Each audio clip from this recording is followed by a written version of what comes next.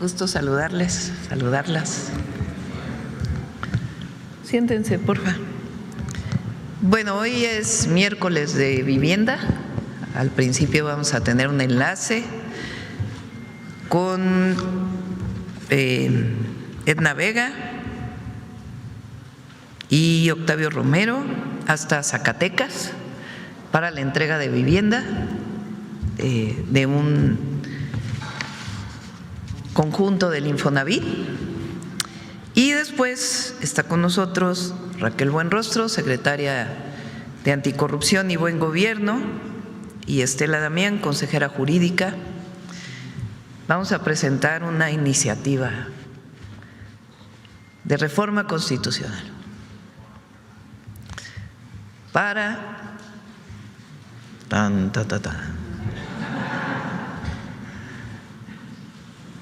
eliminar los privilegios en las pensiones millonarias.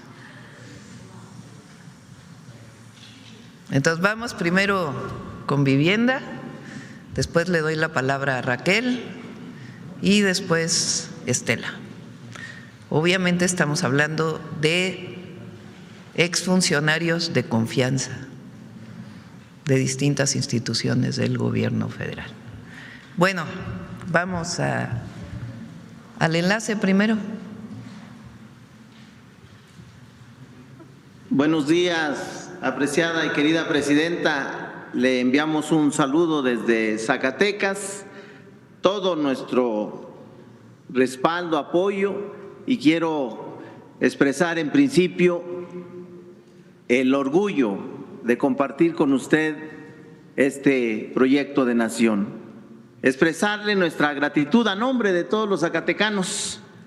Me atrevo a decir, presidenta, en el proyecto más ambicioso de vivienda en la historia de nuestra patria, pero de lo que sí estoy seguro, en la historia de nuestro estado, el de Zacatecas. Esta es verdadera justicia social y hoy se materializa con la entrega de estas primeras casas, y le digo con conocimiento de causa, esta es verdadera justicia. Ahora, con esta nueva modalidad de vivienda en Infonavit, en CONAVI, se materializa la justicia a los que menos tienen, y tener una vivienda es el bien más preciado para el ser, es la seguridad, es la protección, es la paz, es el bienestar y es el progreso de esta familia. Por eso le quiero agradecer a nombre de todos los beneficiarios y a todo el nombre del pueblo de Zacatecas, porque hoy vivimos verdadera justicia al amparo de los programas sociales de nuestro gobierno de la República. Este es un verdadero movimiento de justicia y de transformación. Por eso le expreso nuevamente, mi presidenta, el orgullo de compartir proyecto. Aquí la esperamos, la invitamos a que venga a recorrer. Estamos en el lugar justamente donde vino a colocar la primer piedra de este complejo habitacional apenas hace un año, y hoy con invitados de lujo aquí también, con Octavio, amigo y compañero de lucha, y Edna. Bienvenidos a Zacatecas, y nuevamente expreso mi gratitud a nombre del pueblo de Zacatecas. La invitamos, presidenta, no nos deje de su mano y no nos deje de visitar, porque siempre es un aliento, una esperanza y una fortaleza la presencia de nuestra presidenta de la República, la doctora Claudia Sheinbaum Pardo. Y nunca lo olvide, presidenta, no lo olvide, por favor, en Zacatecas la queremos bien mucho. Así dicen en Zacatecas, bien mucho. Gracias, David. Un abrazo.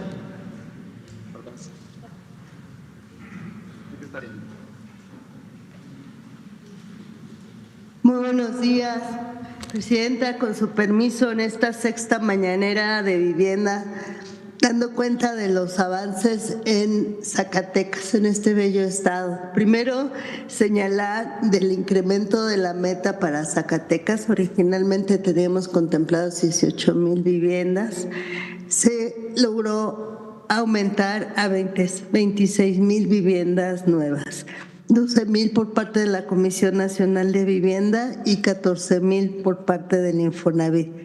Hasta ahora ya llevamos un avance en 5,550 viviendas, quiere decir el 21% de avances entre convenios suscritos, entre convenios ya acciones aprobadas, y entonces llevamos un avance importante. Esto significa una inversión aproximada de 15,600 millones de pesos. Se generarán 78,000 empleos directos, 117,000 empleos indirectos, beneficiando a más de 93,000 personas. Adicionalmente a esto están las 6,000 acciones de titulación, de regularización de la tenencia de la tierra por parte del INSUS, y las demás acciones como la condonación de adeudos, el mejoramiento de las condiciones de adeudos, mejoramiento de vivienda. Lleva casi 3,000 acciones, apoyos y créditos para mejorar la vivienda, y de asuntos agrarios más de 5,000, entrega de títulos y certificados parcelarios por parte del Registro Agrario Nacional. Como ve, Presidenta, hemos avanzado bastante en Zacatecas, y sí quiero agradecer particularmente el apoyo del gobernador, en este caso del presidente municipal, que fue quien donó este predio y nos permitió avanzar muy rápido, igual que en el caso de CONAVI. Muchas gracias. Gracias. Gracias, Edna. Octavio. Presidenta, muy buenos días. Buen día. Nos encontramos aquí en el fraccionamiento Infonavit, Ojo de Agua, en el municipio de Guadalupe, Zacatecas. En abril del año pasado, usted colocó la primera piedra, y hoy, a 10 meses de ese evento, ya estamos entregando vivienda. Le informo que en este desarrollo, Presidenta, hay 208 viviendas, 154 de ellas ya se entregaron a familias. En esta ocasión vamos a entregar las llaves a 45 familias. Aprovecho para hacerle un reconocimiento al Grupo Constructor Plata, porque la calidad con la que se construyeron estas viviendas es excepcional. Aquí en Zacatecas, Presidenta, gracias al apoyo del gobernador David Monreal y de los presidentes y presidentas municipales, hemos avanzado rápidamente y ya iniciamos en 4 conjuntos que representan más de 3,000 viviendas en los municipios de Fresnillo, de Guadalupe y de Zacatecas. Como ya le hemos informado, Presidenta, la meta en Zacatecas para el Infonavit se incrementó a 14,000 viviendas, lo que va a significar una inversión de más de 8,400 millones de pesos a lo largo de su administración. A continuación, Presidenta, si me lo permite, vamos a entregar las llaves a 4 derechohabientes, a Laura Cecilia Carrillo, de este lado me toca a mí.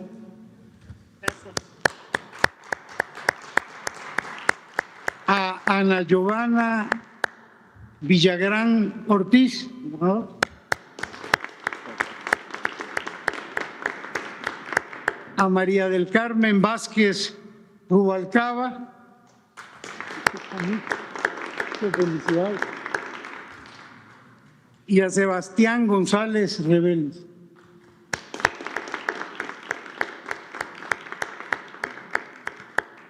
Es cuanto, Presidenta. Muchas gracias. Gracias, Octavio. Felicidades a todos los que hoy tienen una vivienda. Son, recuerden, 1,800,000 viviendas el objetivo del sexenio, y vamos muy bien. Bueno, ahora sí, Raquel.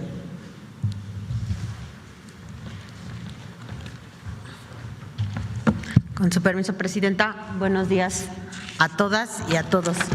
Bueno, pues el día de hoy les traemos el recuento de las pensiones más grandes que hay en el gobierno federal, algunas de ellas exorbitantes. Y empezamos por Luz y Fuerza del Centro, que esta lámina ustedes ya la conocían.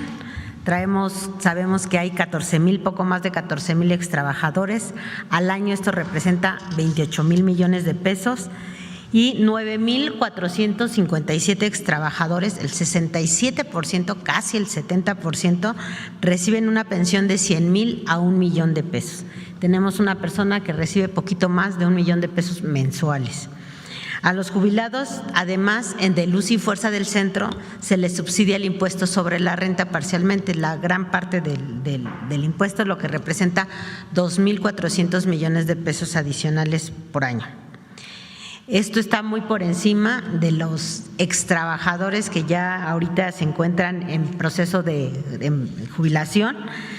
Los sueldos son más o menos, bueno, más bien las pensiones y jubilaciones son de 7,000 millones en promedio del INEGI, y en instituciones como con 7,000 pesos, y en INEGI y en el ISSSTE y en el IMSS rondan alrededor de 6,600 y 8,400. En promedio, esta es la paraestatal que en el proceso de liquidación llevó las pensiones más altas de todo el sector público, representando hasta 140 veces más el promedio nacional. La siguiente, por favor.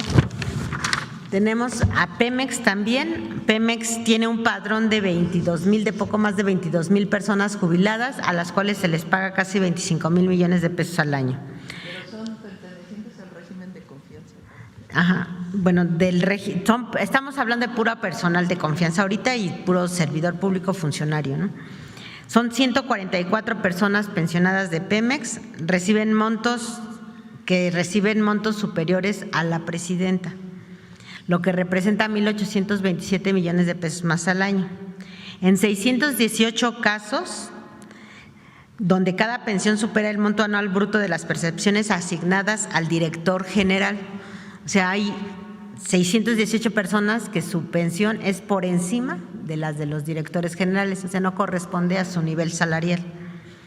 1,096 casos donde cada pensión supera el monto establecido en el tabulador vigente de Pemex, o sea, ganan más que el personal en activo. Los pensionados de Pemex reciben en promedio 39 veces más que el promedio nacional. Pero régimen de confianza es muy importante, porque no estamos hablando de sindicalizar. Sí.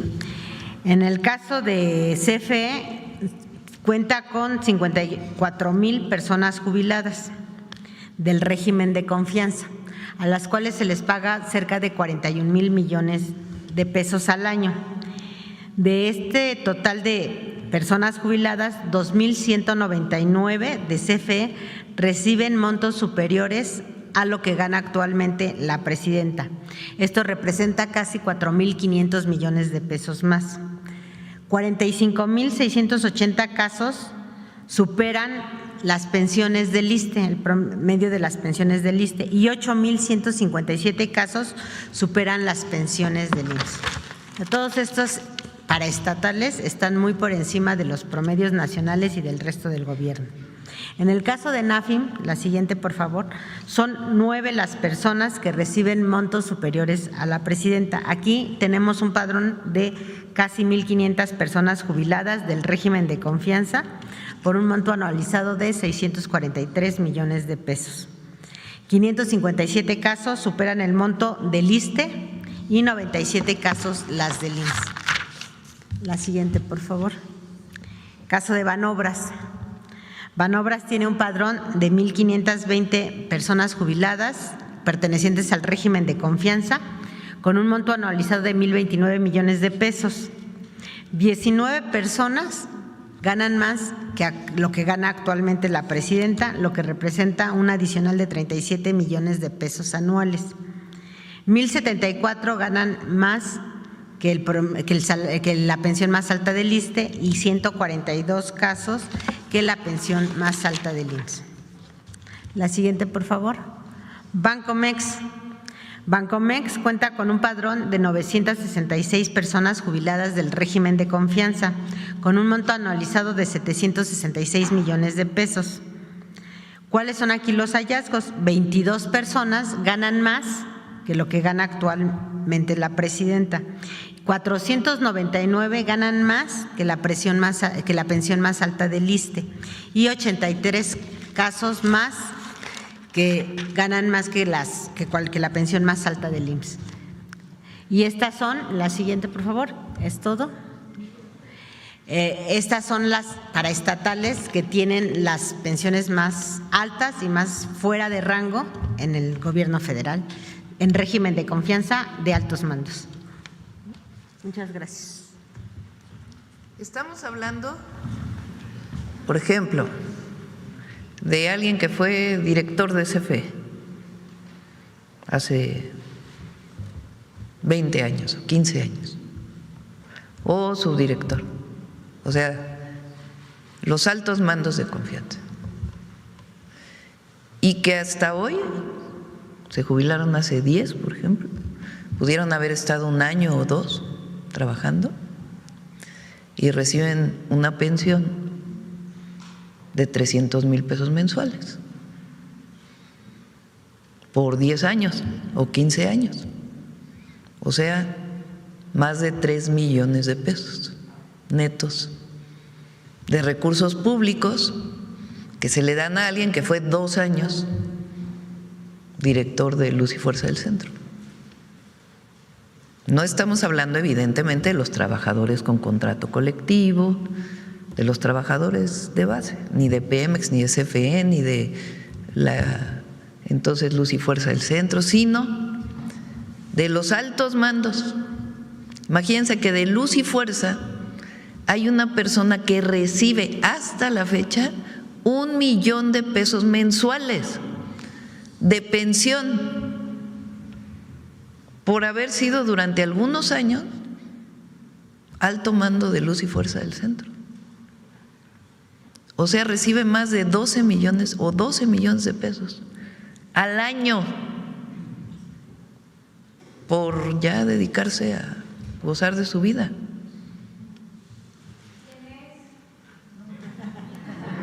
No podemos dar los nombres, ya que hagamos toda la reforma.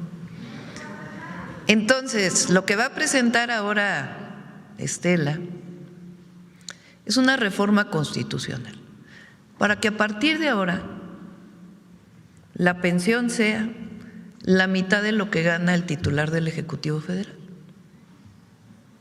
como pensión. Ya lo que ganaron antes, eso pues ya no se puede mover, pero a partir de ahora pues ya no se les puede seguir en un gobierno que busca eliminar privilegios pagando 1 millón de pesos mensuales de pensión o 300,000 pesos, imagínense. Entonces, quiero dejar muy claro que no tiene que ver con trabajadoras y trabajadores con contratos colectivos, ahí sí no, porque esos son sus contratos, sus negociaciones históricas que han hecho, no. Nos estamos refiriendo a aquellos trabajadores de confianza, los altos mandos, que a la fecha con recursos públicos, o sea, recursos del pueblo, les tenemos que seguir pagando altísimas pensiones. Entonces, sí, porque ahí hay contrato colectivo y ahí hay, nosotros no podemos entrar al tema del contrato colectivo porque son derechos conseguidos por las y los trabajadores. Estamos hablando de altos mandos, que fueron alguna vez altos mandos y a partir de ahora pues ya, o sea, van a tener 70,000 pesos mensuales en vez de 1 millón. Exacto. No, porque es a partir de ahora. O sea, lo que ya fue, pero a partir de ahora ya va a ser algo distinto. Bueno, de ahora digo, si lo aprueba el Congreso, ¿verdad? Porque es una reforma al 127 constitucional. ¿Yo lo va a seguir ganando o baja? No, el que gana 1 millón hasta ahora, pues ya lo ganó. A partir de que se apruebe la reforma constitucional, ganará 70,000 pesos. Ya, que es bastante, ¿no? Ya no 1 millón.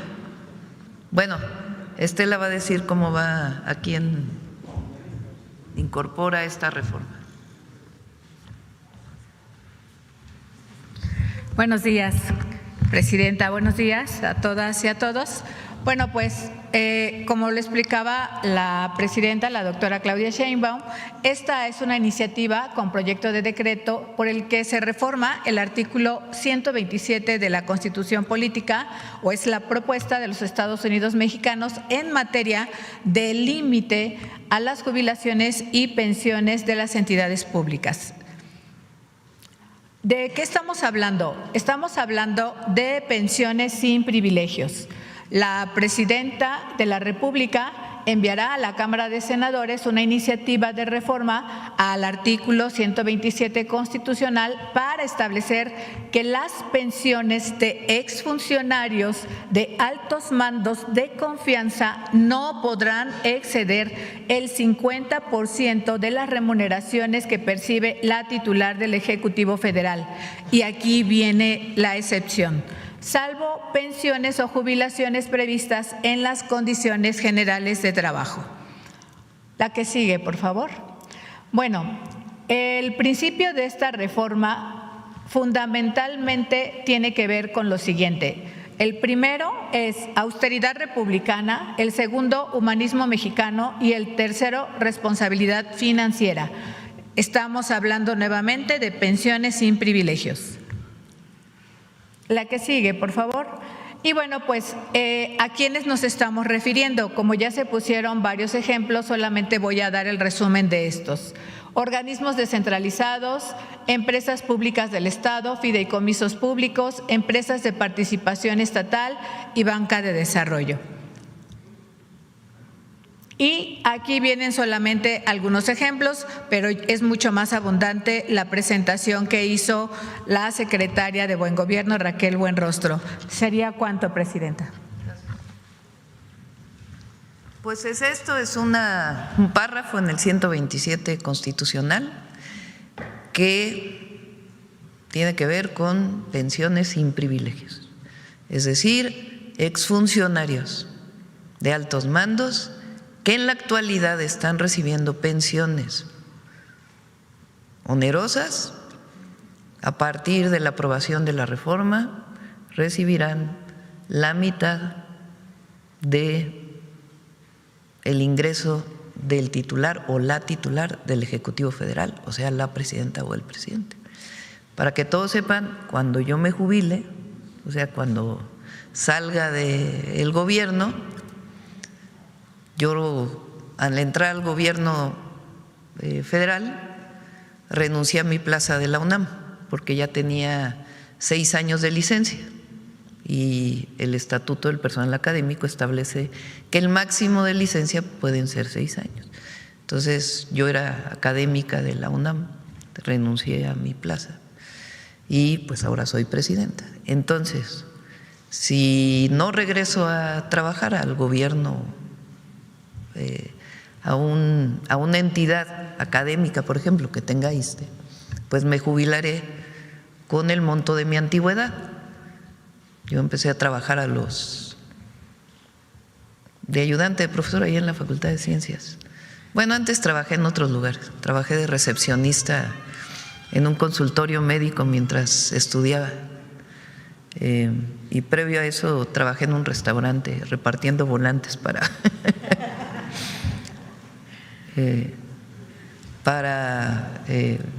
anunciar al restaurante ahí en un semáforo.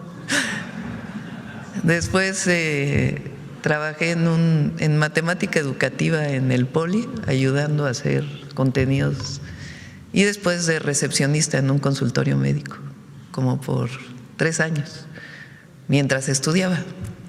Bueno, ya después fui ayudante de profesor en la Facultad de Ciencias. Estamos hablando por ahí del 84, 85. Entonces, si cuento la antigüedad, pues me retiraré con mi jubilación del ISSSTE, que muy probablemente alcance, pues no sé, maximísimo 30,000 pesos mensuales. que comparado con lo que ganan muchos mexicanos y mexicanas, pues es una pensión muy digna.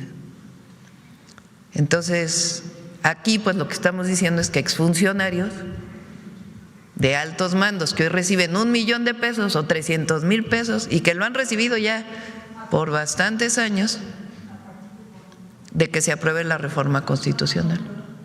Depende de cuánto tiempo trabajaron. Hay gente que trabajó hace 10 años, que trabajó hace 15 o que trabajó hace 20. Imagínense, por 20 años está recibiendo 1 millón de pesos mensuales. Son alrededor de 5,000 millones de pesos los que suponemos que ahorraremos y se van a ir a programas de bienestar. Ya vamos a…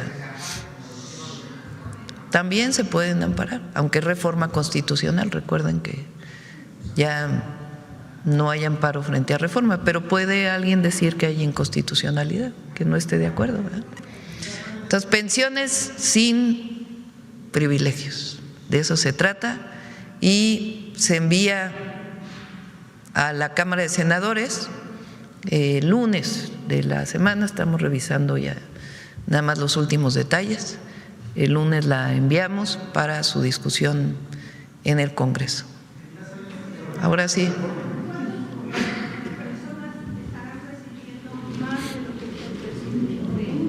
Raquel, ¿cuántas personas estarán recibiendo? No tienes ahorita el dato, pero mira, a ver, pon la de Raquel.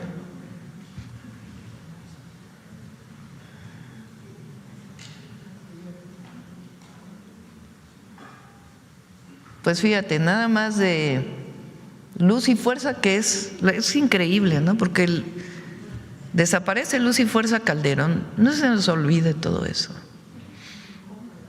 Lo desapareció, los trabajadores se quedaron sin nada. Ah, pero a los altos mandos, a esos sí les dieron su pensión.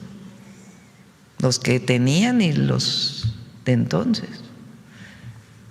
Entonces son que ganan más de 100,000 pesos mensuales de pensión, 8,500 más 603 más 205 más 75 más 33 más 1. Nada más de Luz y Fuerza del Centro. La que sigue. Este es Pemex. Pues aquí son todos, ¿no? 179 más 94 más 133 más 115 más 8 más 15. 544.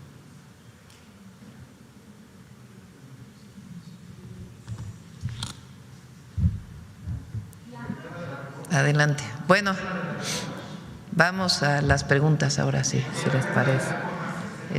A ver, la compañera.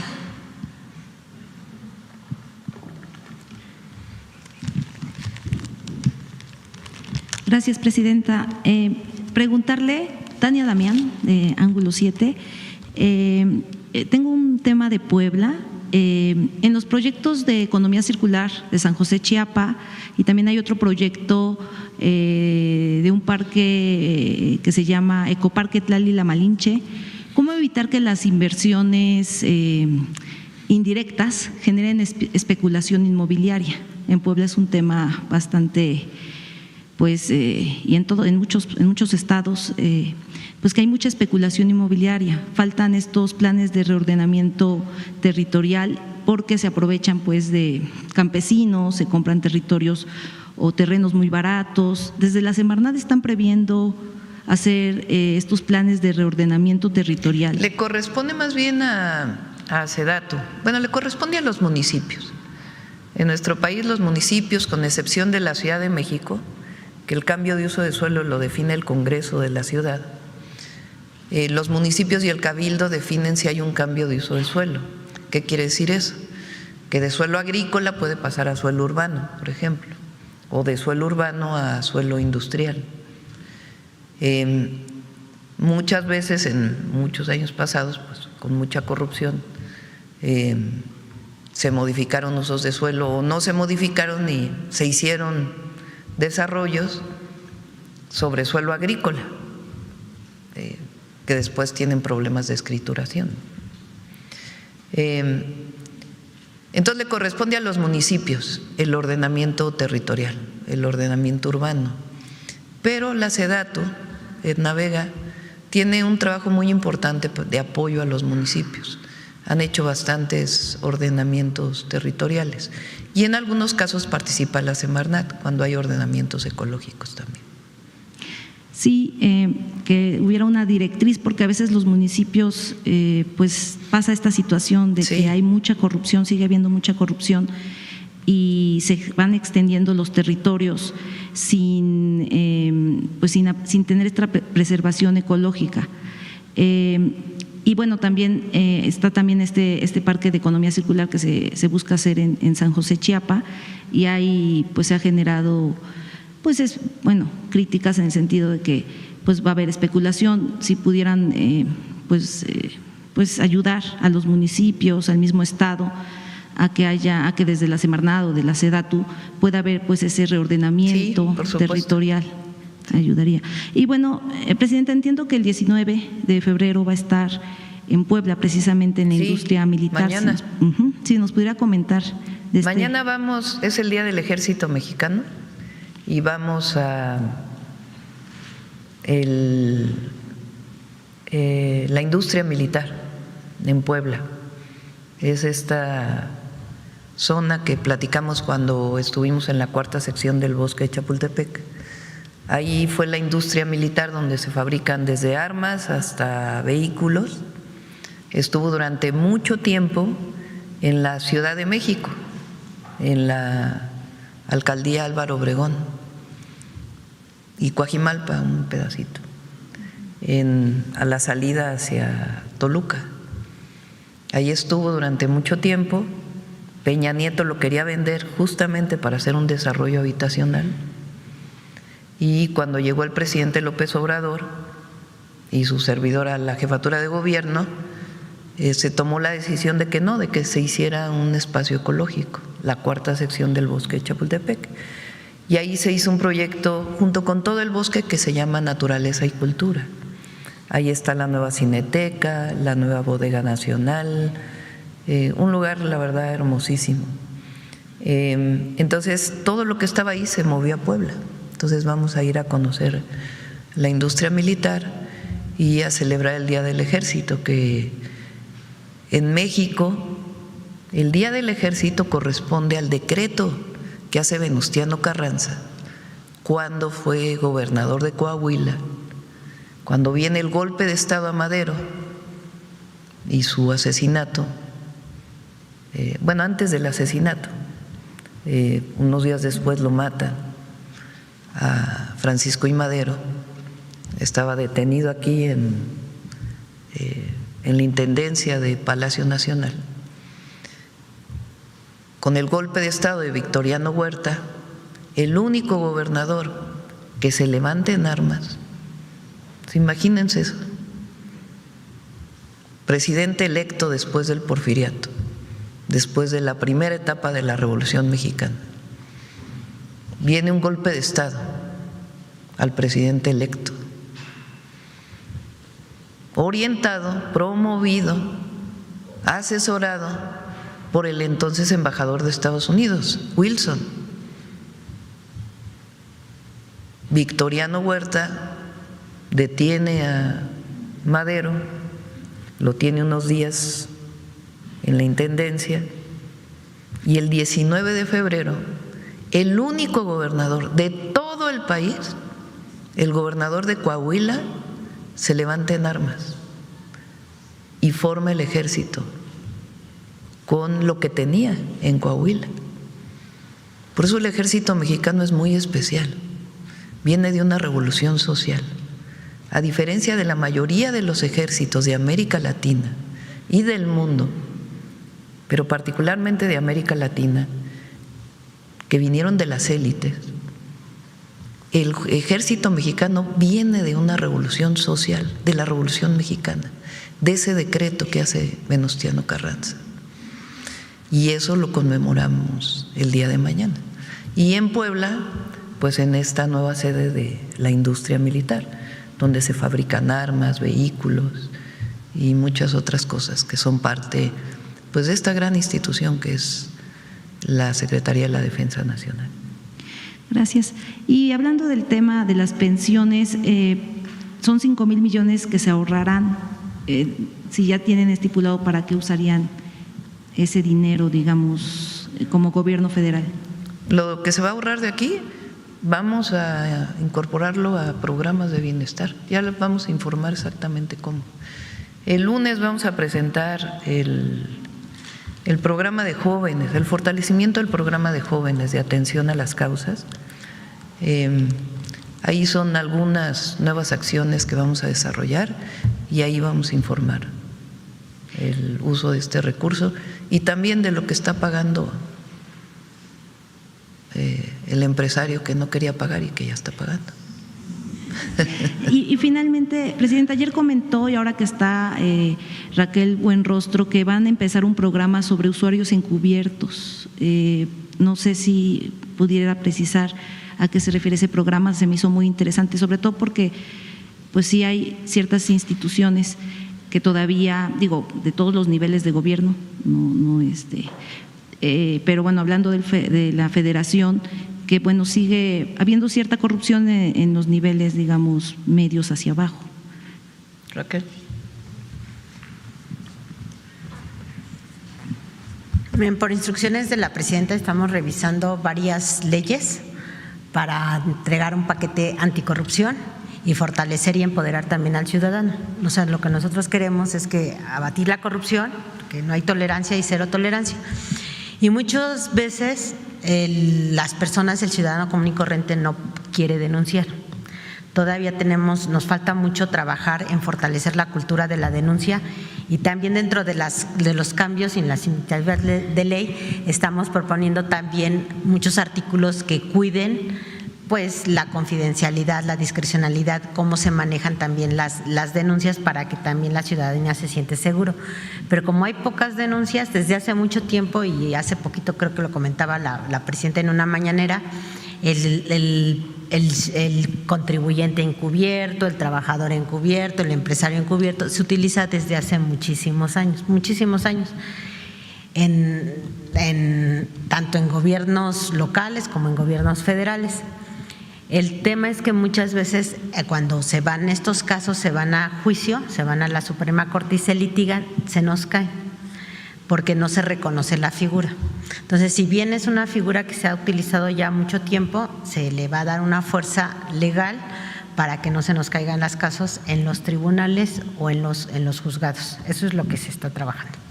Sí, por ejemplo, en el área de salud, yo he detectado en el ISSSTE ciertos temas que hacen auditorías en Puebla, porque yo soy de Puebla, pero sí con ciudadanos encubiertos a lo mejor, pero con ese tema legal podría tener más. Sí, la idea es fortalecer y empoderar a la ciudadanía y mejorar todos los servicios y acabar con la corrupción. Gracias. Gracias. A ver, vamos, compañero. ¿Qué tal, querida presidenta, respetada presidenta Claudia? Soy Raúl Benet, de la Red de Radios Comunitarias de México, Radio Tepoztlán, y también colaboro con Radio Educación y con el Instituto Mexicano de la Radio y con Rompeviento TV y otros medios. Pues me atreví a pedir la palabra el día de hoy porque ha habido durante estas semanas, particularmente la semana pasada, una serie de foros y de eventos académicos, también con participación de académicos de diferentes partes del mundo, incluidos también exfuncionarios de gobiernos de América Latina, sobre el tema de estos instrumentos o mecanismos de disputa que tienen las empresas, las corporaciones contra los países en los tratados de comercio. En particular, se ha estado discutiendo con mucha preocupación el tema de los ISDS, ¿no? Los Investment Settlement, Investor State Investment Settlements, que son estos instrumentos de disputa que tienen las empresas en su acervo jurídico contra los países. En el caso de México lo hemos enfrentado brutalmente, hemos perdido o estamos en procesos, ojalá que no de perder, pero sí contra empresas que han demandado al Estado mexicano por decenas de miles de millones de pesos, y algunos de ellos no en esas cantidades, pero hemos tenido que pagarlos. Algunos de estos temas vienen desde hace 30 años, se firmaron estos convenios, han cambiado las leyes, ha cambiado la Constitución, ha cambiado la visión del país y estamos imposibilitados de instrumentar nuestra propia Constitución y las leyes ambientales y los principios y todos los derechos humanos por estos instrumentos. Recientemente el secretario de Economía anunció afirmó que México estaría ratificando este artículo 14 del TEMEC en sus incisos D y E, que establecen estos instrumentos que son realmente abusivos y que realmente uno de los principios que hemos visto que de alguna manera rigen la cuarta transformación es el fortalecimiento de la soberanía, y este instrumento realmente resulta un instrumento que se instituye por encima de la Constitución. Lo estamos viendo, lo hemos visto en otros países, incluso hay senadores, senadoras de los Estados Unidos de demócratas que se oponen a estos instrumentos justamente con ese argumento de que son contrarios a la soberanía y que impiden que los gobiernos ejerzan plenamente sus compromisos, sus obligaciones constitucionales.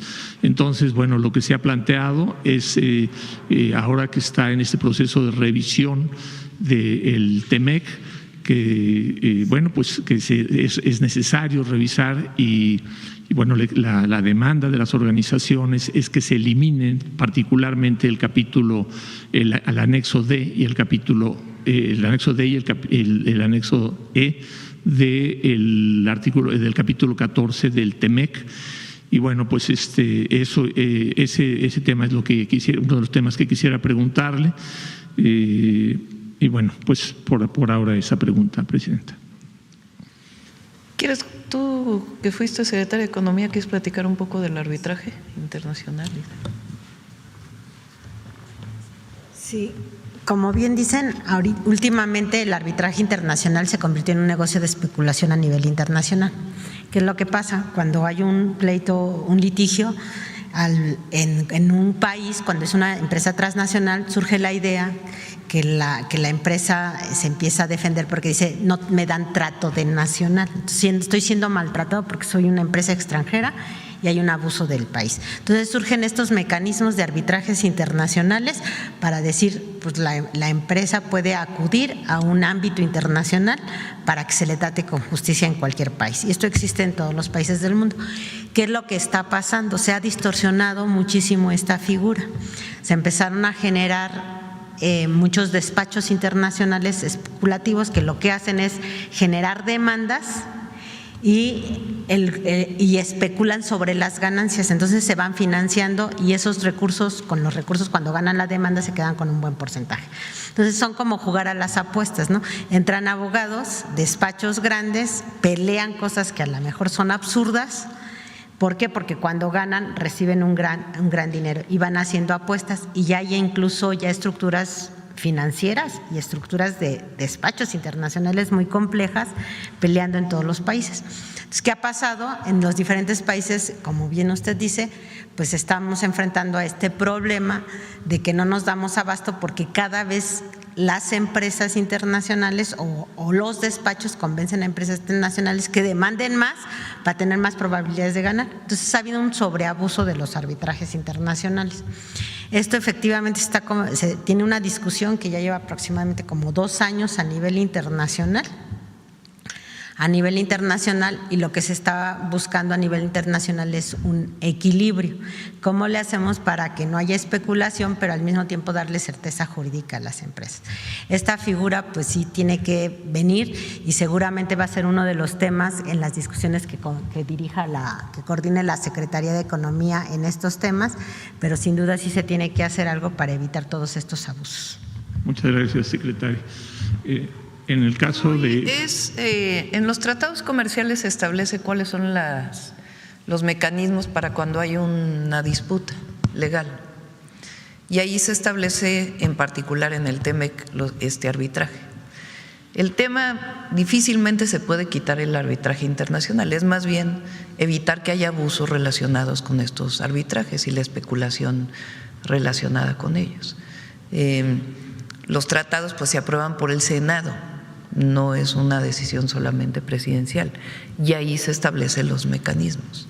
Pero en efecto, lo que hay que buscar es los mecanismos que no haya especulación relacionada con estos arbitrajes. Muchas gracias. Tengo otra pregunta. En ese mismo tema es importante resaltar que por ejemplo, el país que mayor inversión extranjera directa tiene en América Latina, que es Brasil, no tiene un instrumento así. Ese instrumento no existe, por ejemplo, entre los Estados Unidos y Canadá en el propio TEMEC. Entonces sí creo que es importante y agradezco mucho la respuesta, me parece muy interesante y muy pertinente. En otro tema, Presidenta Claudia, es el tema se ha anunciado, ha estado en la discusión recientemente, bueno, sobre todo en algunos medios, tanto nacionales como internacionales, el tema de si realmente regresaremos a la promoción de la explotación del gas a través de fractura hidráulica, de alguna otra forma, no necesariamente lo que se conoce estrictamente como fracking, que consiste en inyectar inmensas cantidades de agua con algunos químicos para romper la roca y extraer el gas. Se ha hablado aquí mismo de que se estaría buscando otras técnicas, pero también se ha hablado mucho de la necesidad de producir más gas en México. Entonces la pregunta es si es, digamos, ¿qué hay de verdad en estas versiones que han estado saliendo publicadas en medios internacionales de una manera muy reiterada, de que estaríamos a punto de anunciar en México un regreso a la fractura hidráulica o a la explotación con la tecnología que se tiene actualmente, que es esa, de los yacimientos no convencionales en la cuenca de Burgos y en algunas otras cuencas? Nosotros dependemos alrededor del 75% del gas natural que consumimos de Texas, de Estados Unidos. La generación eléctrica de base, digamos, la que garantiza que esté operando las plantas eléctricas 24 horas del día, además de la hidráulica, son las de gas natural, las de ciclo combinado esencialmente. Hay una planta de carbón y la mayoría ya hoy es de gas natural. Incluso se va a quitar el combustóleo. Cuando nosotros salgamos del gobierno prácticamente va a haber desaparecido el combustóleo como parte de la generación eléctrica, pues porque es un combustible que genera muchas emisiones de gases de efecto invernadero. El gas, pues como quiera, tiene menos emisiones que el combustóleo o que el carbón. Ahora, la pregunta es cómo fortalecemos la soberanía energética. Todos los países tienen que garantizar la soberanía, o por lo menos buscar que la mayor parte de lo que se consume se produzca en el país. Durante el periodo del presidente López Obrador se trabajó mucho para evitar la importación de gasolinas y diésel, con la mejora de todas las refinerías y la implementación de la refinería Dos Bocas, la refinería Olmeca. Y estamos pues prácticamente al 80-85% de consumo propio de gasolinas, de diésel. El petróleo que se produce aquí se refina aquí y se consume aquí. Ya se exporta realmente muy poco. Y aparte pues tenemos la refinería de Deer Park que está en Texas, que es totalmente de Pemex. Entonces, la pregunta es, ¿cómo hacemos para mayor soberanía energética? Entonces, una parte muy importante es ampliar las fuentes renovables de energía. La solar, la eólica, la geotérmica y otras, porque el sol pues no lo importas, el sol está disponible, el viento también, todo esto siempre y cuando haya trabajo con las comunidades, porque no es solamente las renovables por las renovables, sino que todo sea en conjunto con las comunidades en donde se instalan estas plantas. Entonces, el incremento de la participación de los renovables en nuestro sexenio va a ser de alrededor del 15%, del 15 al 20% en la generación eléctrica, pero sigue existiendo el tema de qué hacemos con el gas. Entonces, se está trabajando en dos áreas. La primera es el gas convencional. ¿Cómo extraemos más gas convencional? ¿Y dónde hay gas convencional? Convencional quiere decir de los pozos normales. Y la otra es un grupo de trabajo de expertos que vea si es factible el gas no convencional con reciclaje de agua, con el uso de otros químicos, con otras formas que no tengan los impactos ambientales que hoy tiene la fractura hidráulica. Todo el gas que importamos de Texas viene de fractura hidráulica. Entonces, ese es un estudio, no hay una decisión y todo va a ser transparente. Pero hay una cosa muy importante y es la soberanía. ¿Cómo hacemos para producir más gas en nuestro país al mismo tiempo que aumentamos las fuentes renovables? Entonces, yo durante muchos años pues dije no, la fractura hidráulica no, porque pues tiene químicos, se contamina el agua, se usa agua en lugares donde no hay agua, pero justamente la búsqueda es de tecnologías pues que no tengan estos impactos ambientales y que permitan obtener gas sin la contaminación, con reciclaje de agua y con otros esquemas, y en lugares donde no haya población cercana, ¿no? Pero está en estudio todavía. Y en caso de plantear una tecnología distinta, pues entonces, o sea, con los expertos que se dedican a esto, ambientalistas, en fin, con una participación integral, obviamente ahí donde se llegara a hacer, si es que se hace, pues tiene que haber aceptación de la comunidad, ¿no? Siempre. Pero sí es un tema de discusión general de cómo fortalecemos la soberanía energética de nuestro país. Muchas gracias, presidente. En otro tema muy diferente, nosotros somos una radio comunitaria, Radio Tepoztlán, y estamos en una red de radios comunitarias, y ahora que se está discutiendo el tema de los libros de texto y la nueva escuela mexicana, nosotros desde la pandemia hemos tenido relación con algunas de las escuelas de nuestro pueblo, particularmente con preescolar, con el Jardín de Niños, que han mantenido un programa a lo largo desde entonces, y donde las maestras, junto con otras maestras de preescolar y de otros niveles educativos, van explicando en qué consiste el modelo, el nuevo modelo educativo a partir de sus propios textos. Y es apasionante, es realmente increíble, da muchísimo gusto, es clarísimo, es una dirección totalmente distinta, cuando menos desde mi punto de vista, a la que había.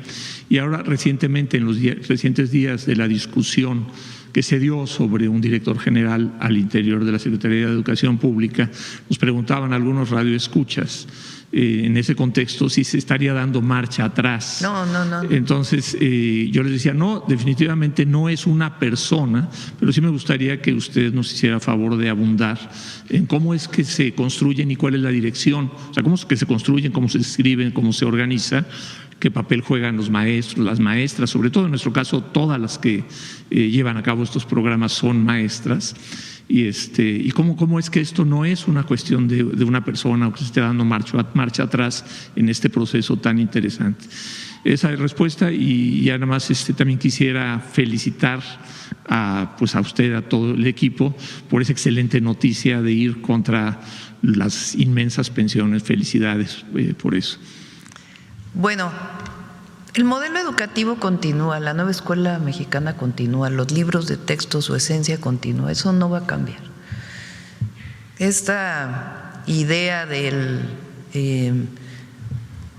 muy antigua del profesor, la profesora que se para frente a un salón de clase y los alumnos escuchan el dictado y se dicta y se aprende memorizando, pues ya es una idea muy antigua de la pedagogía. Y la nueva escuela mexicana lo que busca, entre otras cosas, es fortalecer el trabajo colectivo de los estudiantes y que se aprenda en ese trabajo colectivo. Y eso es algo que no va a cambiar ni mucho menos. Y la esencia también del contenido tampoco va a cambiar. Es enriquecer en ciertas áreas. Por ejemplo, necesitamos ampliar los libros de texto a lenguas originarias. Lo que dije de incorporación de las mujeres en la historia y algunos otros enriquecimientos de los libros que son importantes, pero la esencia no cambia, que es parte del legado de la transformación. Muchas gracias. Sí. Bueno, vamos a ver el financiero acá.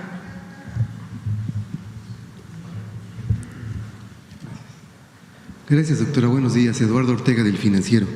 En primer lugar, le quiero preguntar sobre la declaración que ayer hizo el coordinador de Morena en la Cámara de Diputados, Ricardo Monreal, quien dijo que va a ser muy difícil que se apruebe la reforma electoral porque no hay un acuerdo con los aliados, con el Partido Verde y con el Partido del Trabajo. Entonces, en ese sentido, le quiero preguntar, ¿por qué mandar una iniciativa de reforma constitucional cuando no se tendrían los votos para aprobarla? Vamos a esperar al día que enviemos la reforma. Ahí ya platicamos de todo. No nos adelantemos. Ok. Por otro lado, ayer la alcaldesa de Uruapan, Grecia Quirós, denunció ante la Fiscalía de Michoacán a 3 morenistas, a Leonel Godoy, Raúl Morón e Ignacio Campos. Entiendo que por los señalamientos que el propio Carlos Manzo hizo en vida, de que si le sucedía algo ellos podrían ser responsables. Entonces ella lo que solicita es que asistan a declarar. ¿Cuál sería su posición al respecto? Bueno, al poner una denuncia, pues la Fiscalía tiene que determinar y vamos a esperar el final de las investigaciones que se están haciendo. Hasta ahora todo indica que fue un asunto de delincuencia organizada, pero que se hagan las investigaciones y que se deslinden todas las responsabilidades. ¿Y de ser necesario que asistan a declarar? Eso lo tiene que determinar la Fiscalía del Estado de Michoacán. Hasta ahora, pues lo que se sabe es que estuvo vinculado a temas de delincuencia organizada, pero tiene que terminar pues todas las detenciones que se tienen que hacer. Ya tiene que determinar la Fiscalía, ¿verdad? Y pues no hacer de esto un tema político, digamos, ¿no? De debate político, sino de justicia. Claro. Que se haga justicia a la muerte de Carlos Manzo. Claro. Que hasta ahora pues hay ya muchísimos detenidos, incluso personas pues que lamentablemente estaban cerca, ¿no? Bien. Por otro lado, doctora, ayer el representante comercial de Estados Unidos previó que se van a hacer ajustes a los aranceles en acero y aluminio. Entonces quiero preguntarle a usted qué información tiene al respecto. Hemos estado leyendo y algo le mencionaron al secretario Ebrard. Aún no tenemos algo muy concreto y esperamos que realmente ocurra. Es algo que nosotros hemos estado solicitando de manera permanente. Los aranceles al acero y al aluminio no solamente es, digamos, al acero y aluminio, ¿cómo se puede decir? Puro, digamos, o placas de aluminio, placas de acero, sino también a derivados. Entonces, particularmente los derivados que vienen en algún equipo, pues eso genera muchos problemas, ¿no?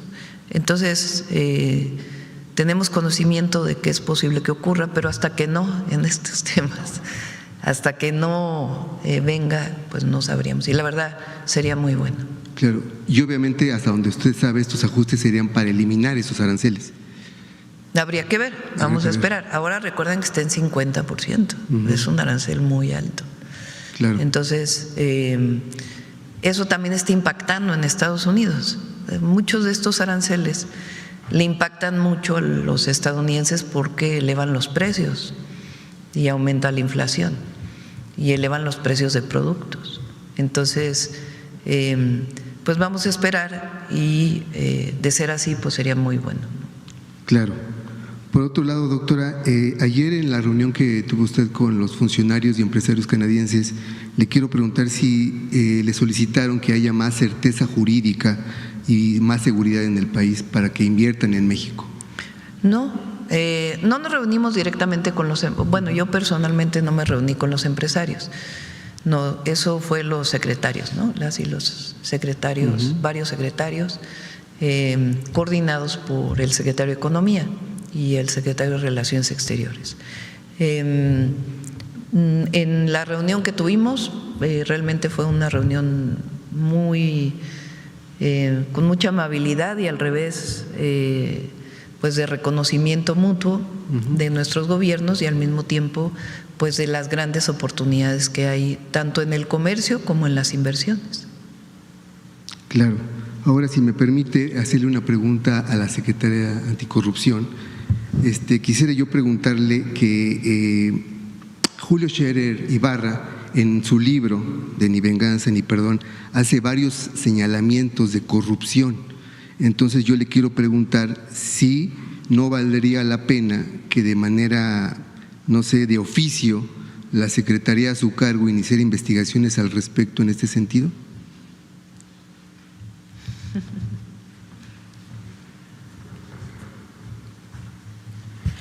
Nosotros damos seguimiento siempre a todas las denuncias que llegan, siempre.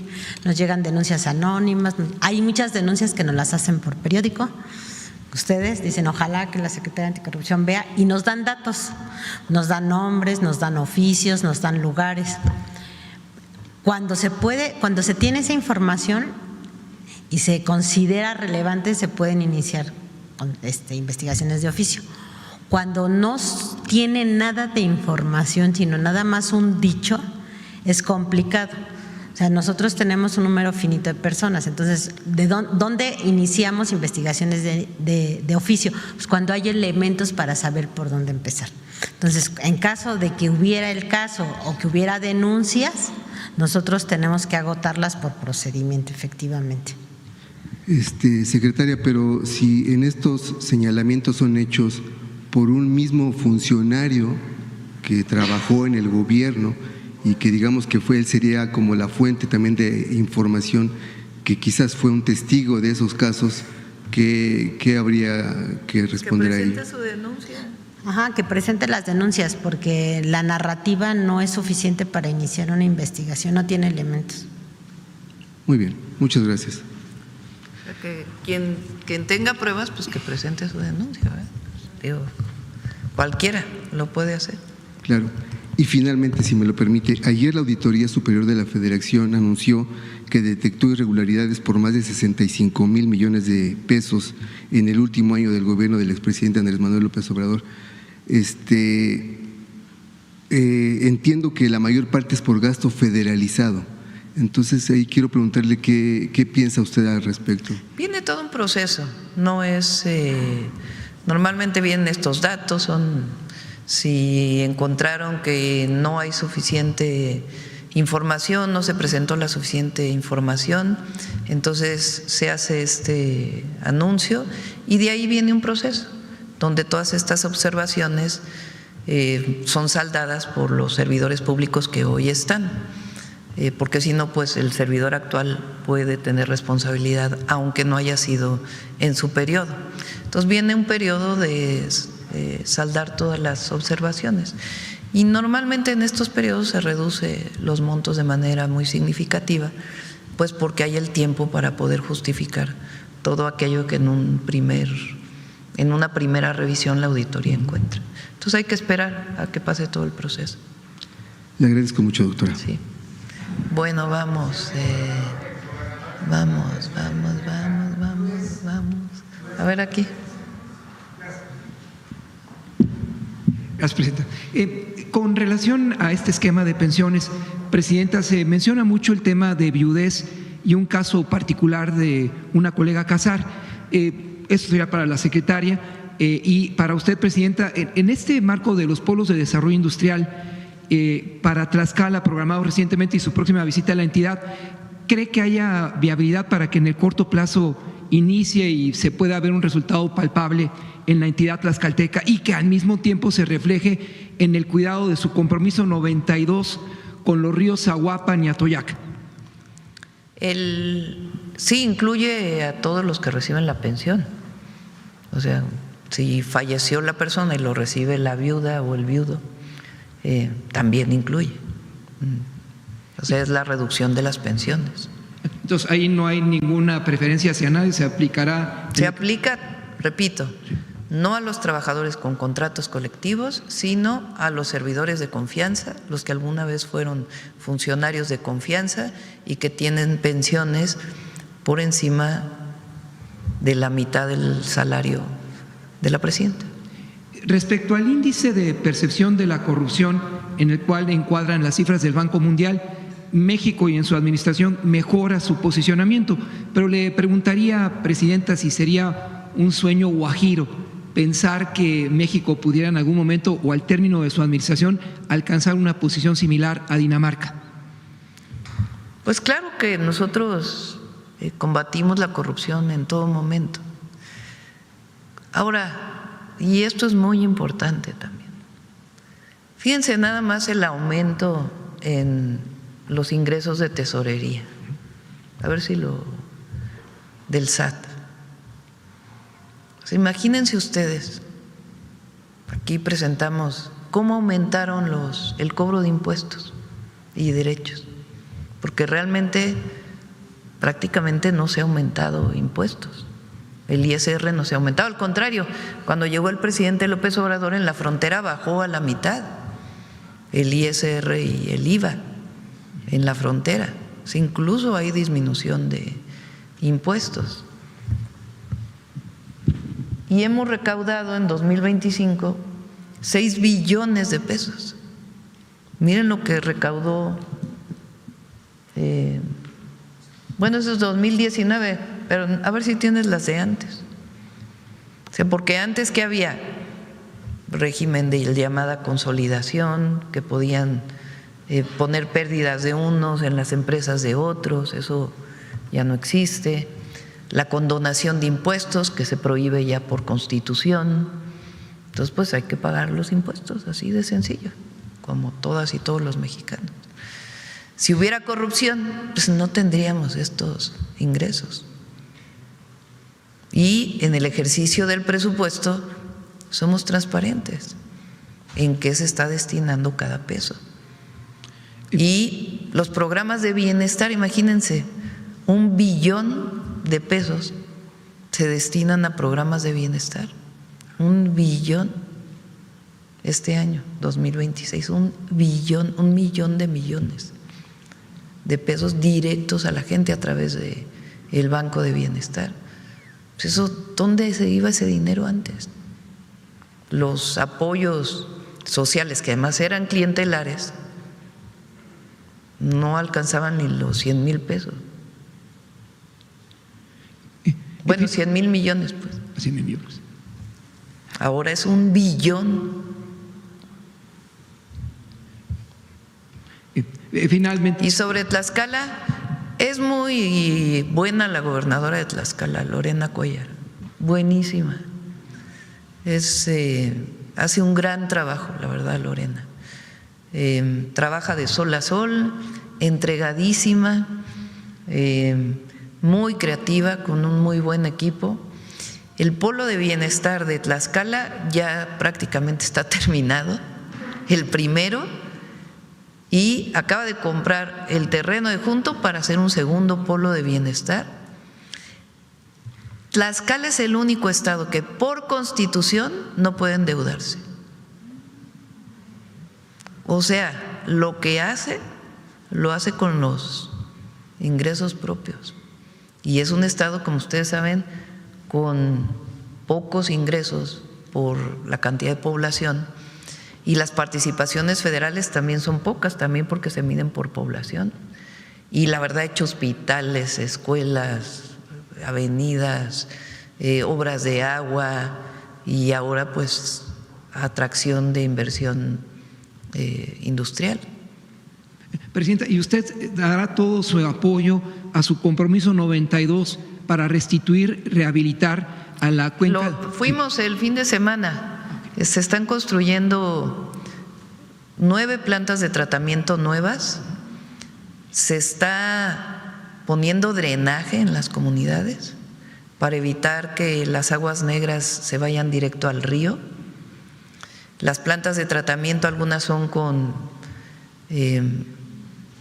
tecnologías convencionales, aunque producen menos lodos. Es una nueva tecnología que también se la aprendimos a Lorena, porque ella hizo plantas de tratamiento con una tecnología alemana que produce menos lodos de tratamiento de agua. Entonces, algunas son de ese tipo y otras son con humedales, que también es una forma natural de descontaminar el agua a través de humedales, de lagunas y ciertas especies de plantas y filtros. Entonces, y el compromiso del saneamiento de todo el río lo tenemos, igual que el de Tula y igual que el de Lerma. Entonces, finalmente, su compromiso con la planta Federico Silva que inauguró es para mediano y largo plazos. Sí, bueno, estas nuevas plantas apenas van a estar listas, yo creo que por ahí de agosto de este año. Y es una inversión en todo el río de alrededor de 4.500 millones de pesos para el saneamiento. Muchas gracias, Presidenta. Así lo dice Lemón, Metrópoli en Tamaulipas y la 1530 La Buenísima. Gracias. Gracias, Presidenta. Buenos días. Soy Aisa García de Telesur. Me gustaría preguntarle varios temas, entre ellos si esta iniciativa de las pensiones sin privilegio incluye a los exministros de la Suprema Corte de Justicia. En ese caso no, fíjate, porque sí, ya sabía que iban a ser así. Porque no quedó incluido en la reforma al Poder Judicial, en la primera. O sea, los actuales ministros, su pensión es la del ISSSTE, los de ahorita. Los anteriores no quedó incluida en la reforma al Poder Judicial. Entonces ya no quisimos incluirlo porque pues, ahí se quedó esa reforma.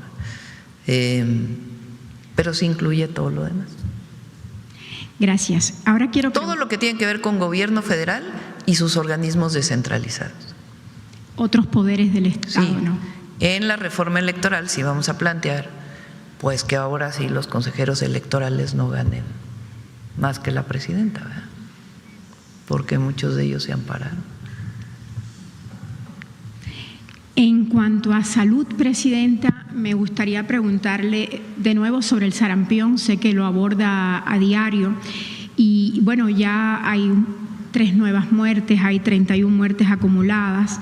¿En cuánto tiempo planea su gobierno vacunar a la totalidad de los grupos prioritarios que se han establecido los niños hasta 13 años? Es que hemos visto que en las filas para vacunación, que se ve que hay muchos adultos. Hay muchos adultos, sí, ¿no? De 13 a 49 años. Y bueno, yo tengo entendido que la prioridad es los niños. Sí.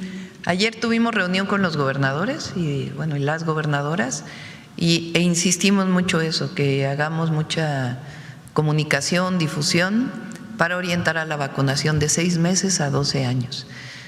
Vamos a poner cartelones en los preescolares, en las primarias, para que orientemos a la vacunación. La mayoría de quienes se van a vacunar, niñas y niños, van a los centros de salud, porque pues es muy difícil ir a los macrocentros, entonces van a los centros de salud.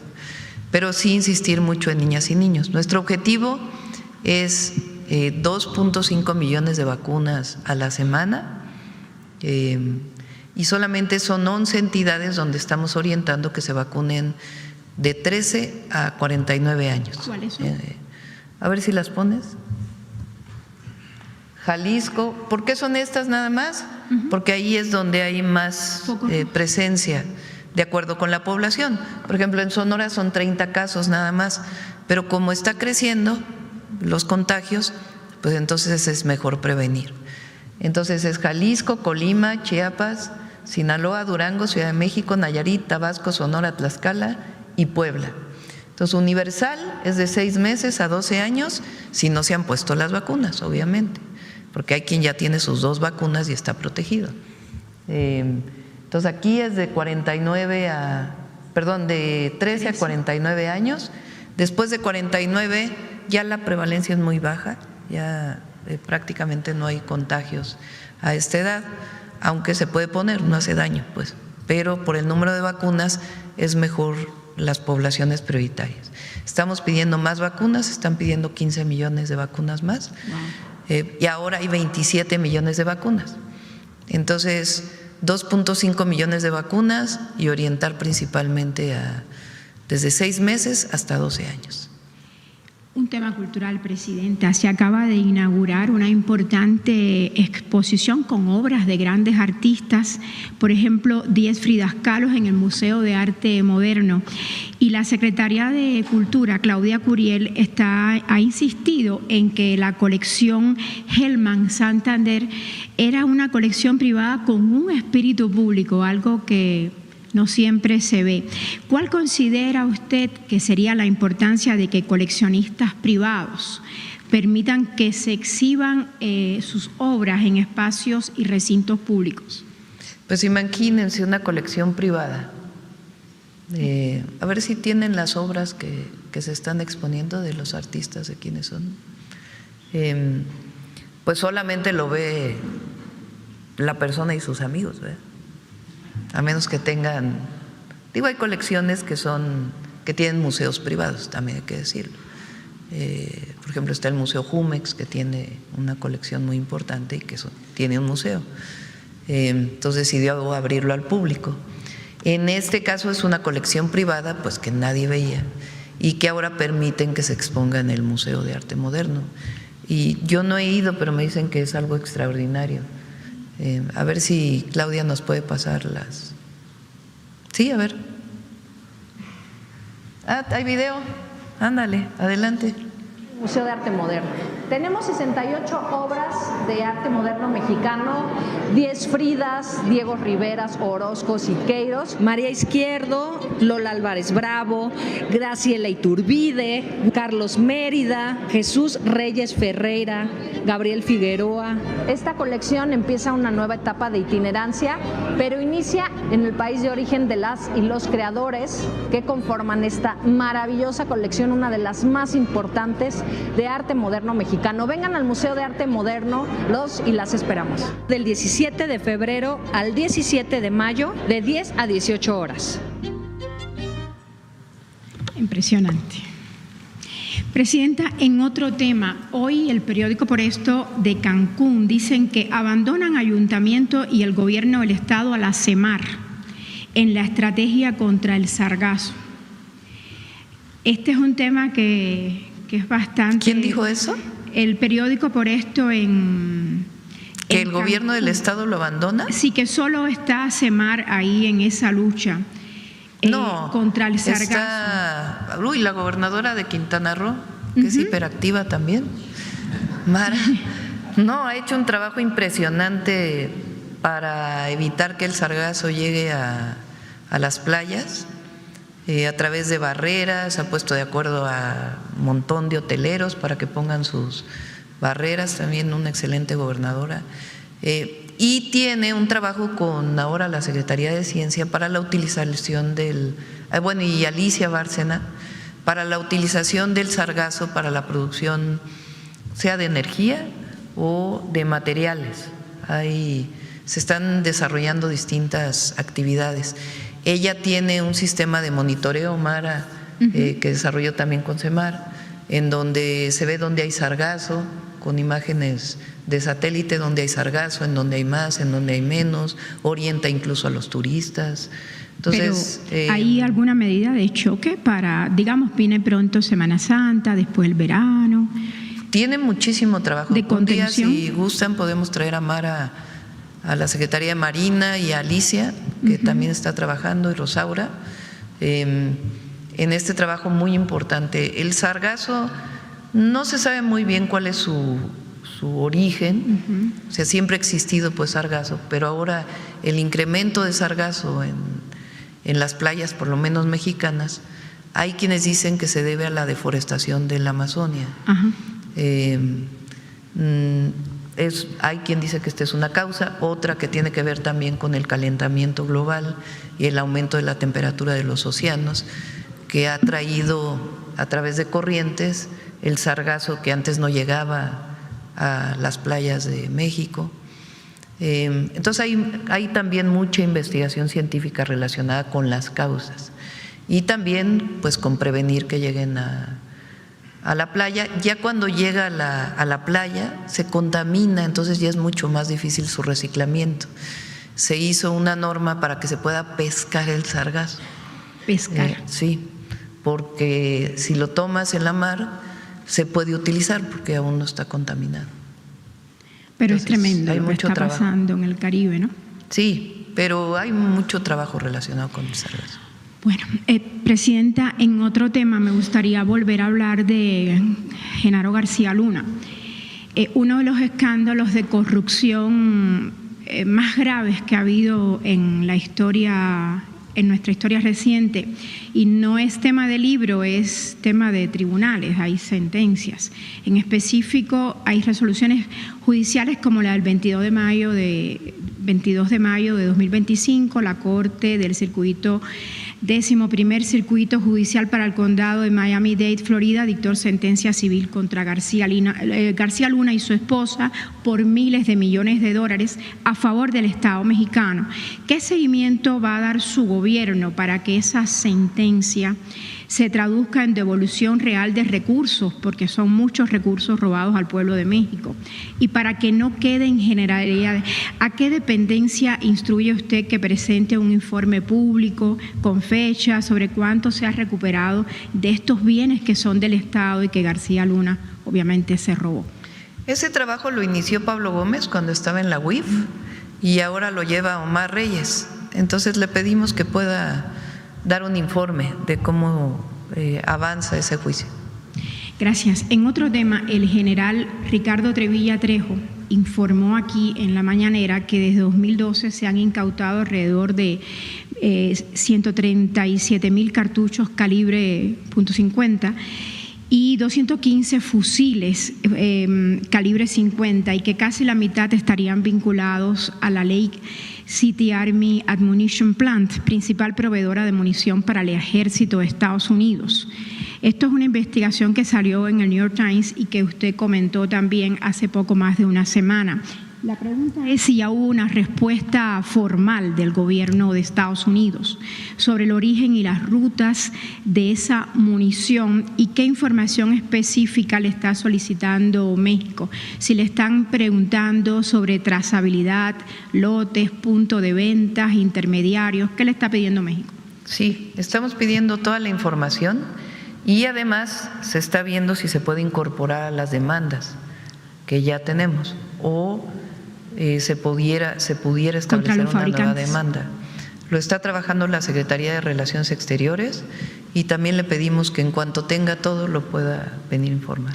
A partir de este hallazgo, ¿su gobierno va a exigirle a Estados Unidos con corresponsabilidad en cuanto a seguridad fronteriza?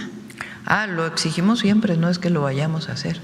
En las reuniones siempre se plantea el tema, y lo he hecho en las conversaciones telefónicas con el presidente Trump, el tema de la entrada de armas de Estados Unidos a México. Pues que son armas de alto calibre, muchas de ellas exclusivas del ejército de Estados Unidos, y que están llegando a México y las usan los grupos criminales. Entonces, este es parte del entendimiento que hemos firmado. Así como nosotros colaboramos para evitar la entrada de drogas, ellos tienen que colaborar para evitar la entrada de armas a México. Hablando de Estados Unidos, Presidenta, usted ha ofrecido que México facilite un diálogo entre Estados Unidos y Cuba. ¿Puede confirmar si el Departamento de Estado respondió formalmente o no a esta propuesta suya? Hay pláticas para ver si es factible. pero depende de los dos gobiernos, o sea, no solamente pues de la voluntad del gobierno de México, sino de la voluntad del gobierno de Cuba y de la voluntad del gobierno de Estados Unidos y de las condiciones también que en el marco de su autodeterminación pudiera estar estableciendo el gobierno de Cuba. Su gobierno ya envió ayuda a Cuba y de hecho ayer se repartió y se entregó a la población. Sí. Está la constancia visual por todos lados. El gobierno cubano y los cubanos están muy agradecidos, lo dicen por todos lados, pero llama la atención que España anunció que se suma a esta iniciativa de México.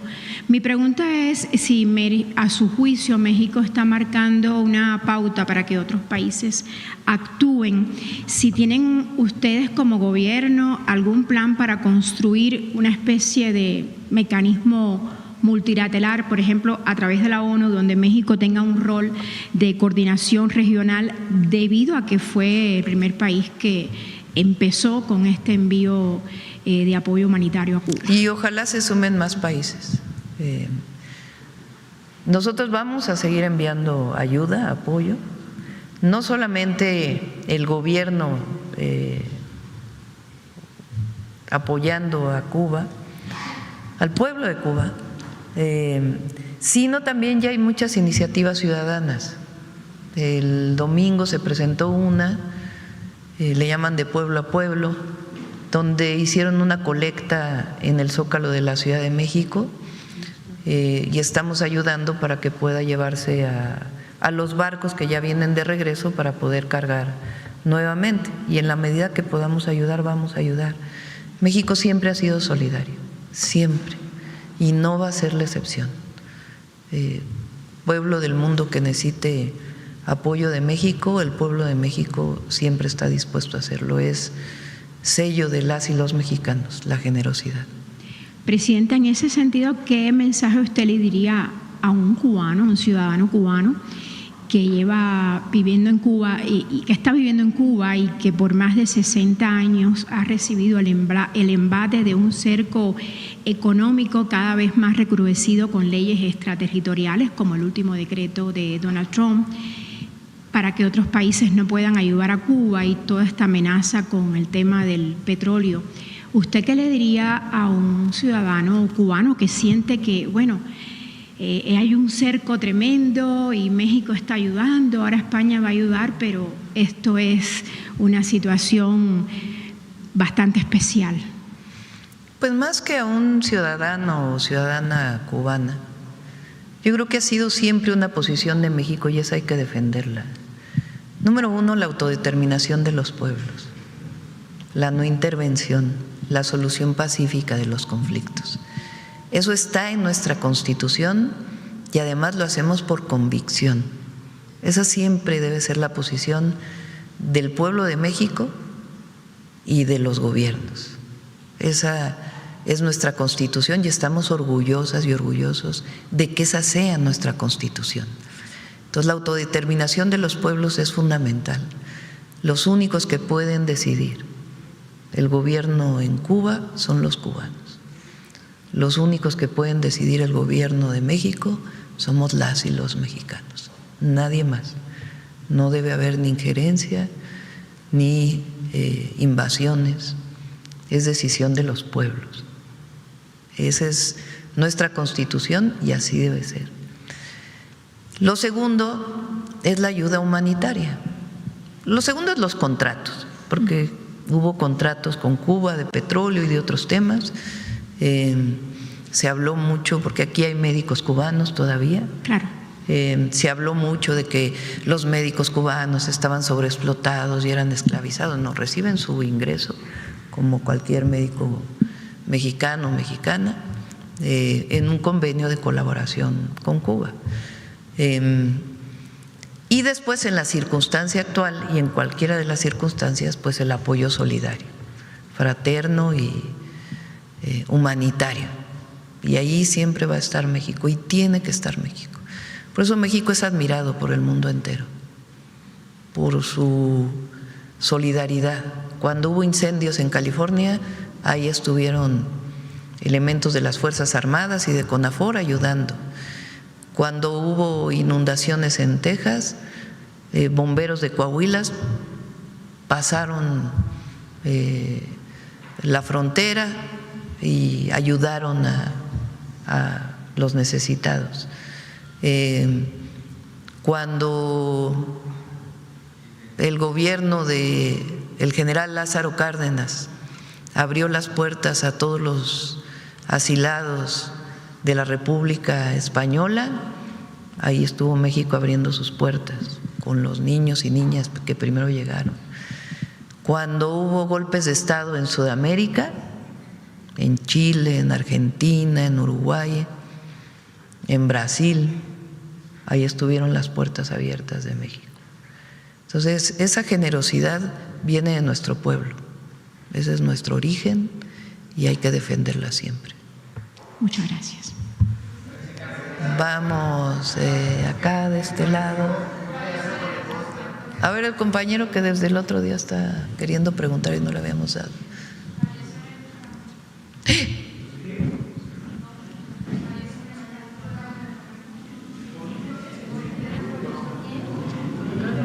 No. A ver, vamos a averiguar bien. No, que no es cierto. No, no es cierto. Ay, no asuste. Sí. Nuestro cariño a Elenita. Bueno, bueno, y luego el compañero que está a un lado tuyo, que desde hace rato está pidiendo. Presidenta, qué gusto saludarle a Ramón Ramírez Gutiérrez de Noticieros El Reloj Medio Comunitario en la Mixteca de Oaxaca. El día de hoy es un día de presidenta para el estado de Oaxaca y quería pedirle su opinión. Derivado de la consulta de revocación de mandato del gobernador del estado, una situación salió a la luz que es el nepotismo. Anunció el gobernador hace 8 días que iba a hacer cambios fundamentales a su gabinete. El día de hoy los está anunciando. ¿Qué opina usted de esta situación y sobre todo que pues esto puede ser también un mensaje para la consulta de revocación de mandato que pueda tener su gobierno? ¿Qué opina usted, presidente? Opiné hace unos días, primero que Salomón ganó la revocación. Pues eso es indudable. Entonces, él gana él la propone, porque eso también es importante, y gana la revocación. Ahora hubo un porcentaje de la población que a lo mejor no se esperaba que votara en contra. Entonces yo dije aquí, bueno, pues que eso sirva para cualquier gobierno para decirle a ese 40%, pues ¿saben qué? Vamos a trabajar mejor todavía para que todos ellos, terminando el gobierno de Salomón, digan un extraordinario gobierno, ¿no? Entonces, si él toma la decisión pues de hacer estos cambios, pues esperemos que sea siempre para bien de Oaxaca y nuestro reconocimiento a Salomón. Presidenta, otra situación que nos interesa mucho a los oaxaqueños es de un joven, se le comento rápidamente su historia, de limitado, muy difícil situación económica. Gracias al presidente Andrés Manuel López Obrador, con las becas que proporcionó para educación superior, pudo terminar de ingeniero civil. Se llama Pablo Osorio Sánchez. Estaba haciendo su residencia en la empresa Sicar de Puebla y lo asignan a Sinaloa. Él es secuestrado el mismo día de los 10 mineros. Lamentablemente no aparece dentro de los 10 mineros. Él era encargado de los túneles entre la autopista de este lugar que desaparecieron y en una autopista era encargado de los túneles. ¿Qué es lo que se pide? Que la Fiscalía traiga este caso, que se le dé viralidad, que se le dé importancia como se le está dando a los otros 10 mineros. Fue desaparecido el mismo día, pero lamentablemente no junto con los mineros. Le digo lamentablemente porque se habla mucho de los mineros, pero no se habla de este caso de este joven oaxaqueño. Y también que se sepa qué pasa con esta empresa Sicar, si hay alguna situación o por qué no se ha pronunciado en este tema. Sí, le pedimos al Gabinete de Seguridad. Entiendo que ya tienen el caso, pero le pedimos al Gabinete de Seguridad y que pueda informar, por favor. Gracias. Otra situación, presidenta, Preguntarle también, recientemente me tocó cubrir periodísticamente hablando la constitución de un nuevo sindicato en el tema de Comisión Federal de Electricidad, principalmente. Ha habido observaciones al SUTER, digo, no estoy descubriendo el hilo negro, pero se constituye este sindicato, el Sindicato Nacional de Trabajadores Electricistas y de Telecomunicaciones. Ya se había hecho en un pasado reciente, lamentablemente por un pretexto de fotos, no se le pudo constituir como sindicato. Esta Secretaría del Trabajo tiene un área específicamente de reconocimiento de sindicatos. Ellos, ¿qué es lo que piden? Que ahora pues se les den las garantías de que se les pueda verdaderamente tener el reconocimiento, pero es que se llama toma de nota, me parece que se le llama a esta situación. ¿Usted estaría de acuerdo ya en la democratización? Pues depende de que cumplan los requisitos, ¿verdad? Porque no es un asunto… La ley es muy clara y ya no estamos en la época del partido único donde solamente existían los sindicatos que estaban afiliados al PRI. Entonces la ley ya permite que haya otros sindicatos. Ahora, para que haya toma de nota, pues tienen que cumplir los requisitos. Entonces, difícilmente yo puedo decir si estoy de acuerdo o no en la formación de este sindicato. En términos de la ley se puede formar, pero deben cumplir los requisitos de ley para que se les pueda dar toma de nota. Entonces, si cumplen los requisitos, tienen garantizada la toma de nota. Debe ser en el marco de la ley. Otra situación, viene el 2027, Presidenta, y con ello, pues ya sabe usted la efervescencia política y de repente se utilizan mucho el nombre de la Presidenta de la República, que si ya tiene simpatía con un candidato, con otro candidato. Le voy a plantear uno porque ha generado mucha polémica, el caso de Guerrero. Se ha dicho mucho que el oficial mayor de Ricardo Salinas, de la gobernadora Evelyn Salgado, pues aspira o quiere tener la presidencia municipal de Acapulco, una situación muy interesante. ¿Cómo se llama? ¿Así se llama? Ricardo Salinas, exactamente. y su padre pues es presidente del tribunal. Un tío de él, del nombre Alejandro, pues está en unas situaciones de transporte. Incluso por ahí la gobernadora en reunión con empresarios pues ha dejado entrever que usted tiene ciertas simpatías, ¿no? Creo que es importante clarificar su posición, ¿no? Para que no se utilice su nombre. Me imagino que sucede en muchos lugares del país, no solamente en Guerrero, pero esto porque estoy muy cerca de Guerrero me tocó documentar.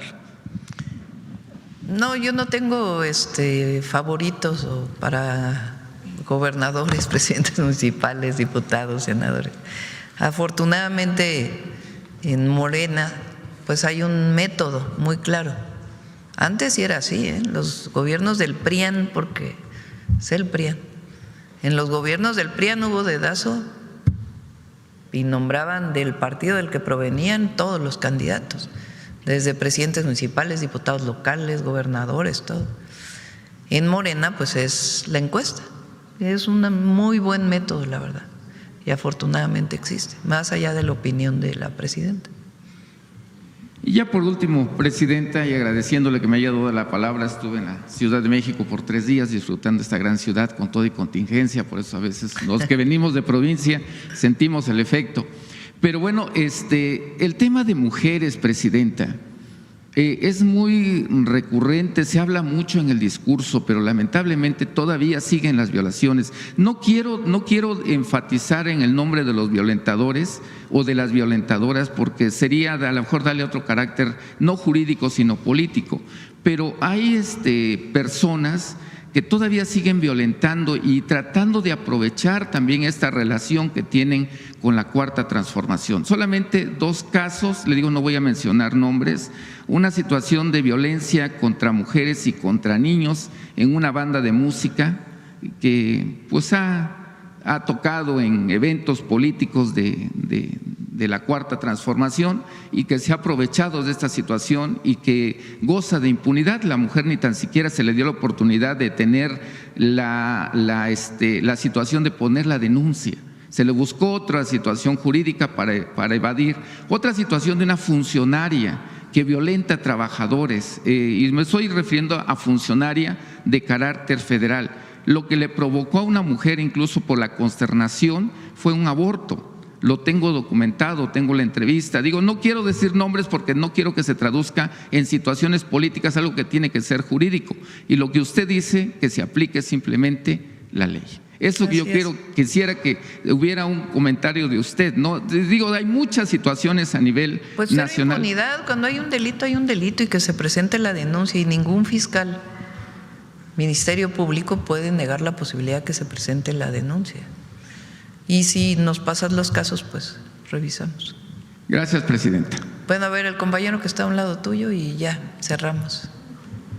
Recuerden que hoy a las 11 de la mañana es el simulacro. Hoy a las 11 de la mañana el simulacro.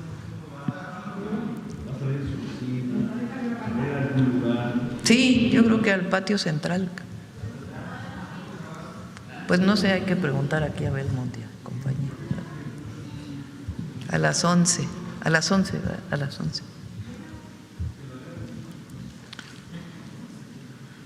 Gracias, presidenta. Javier Pérez de HCTV Noticias.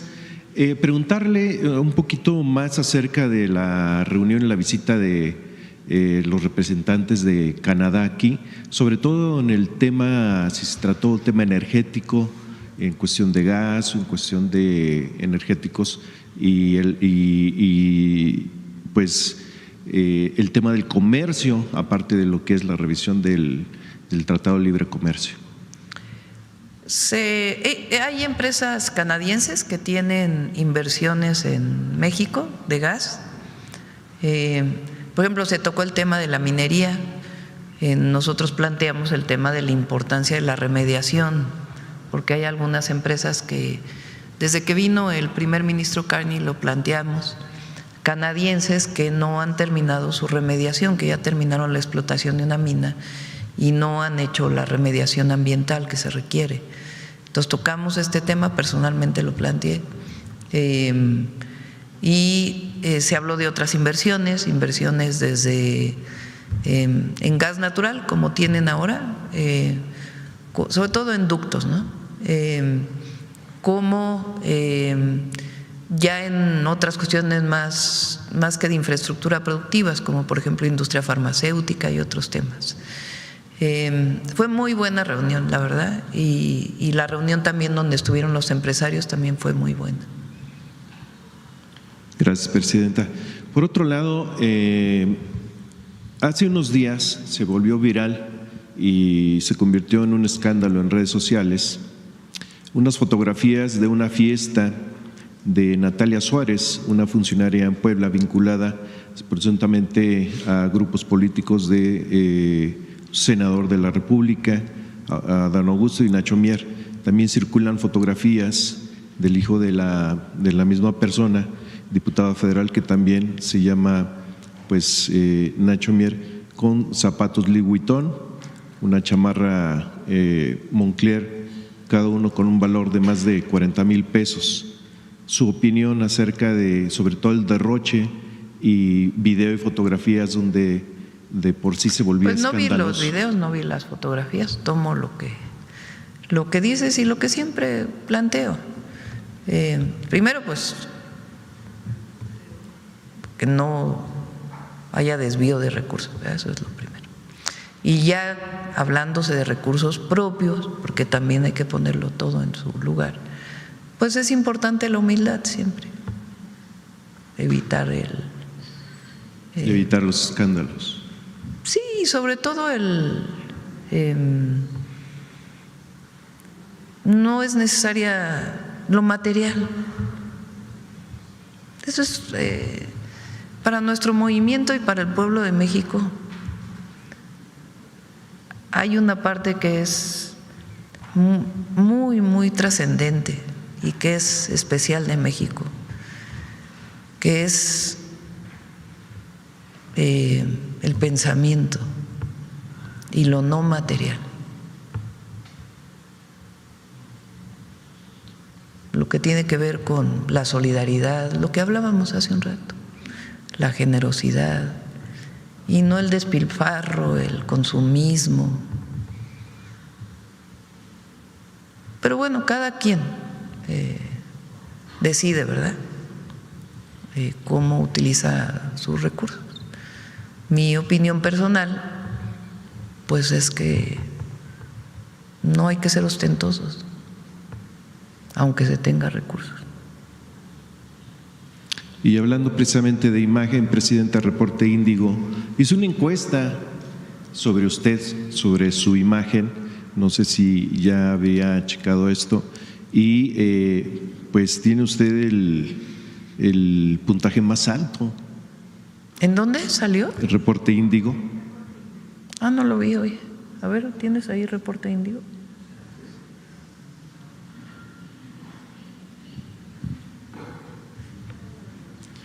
$55.8%. La imagen. Ah, no, pero está buena la otra. ¿Qué dice ahí? A ver, hazlo más grande.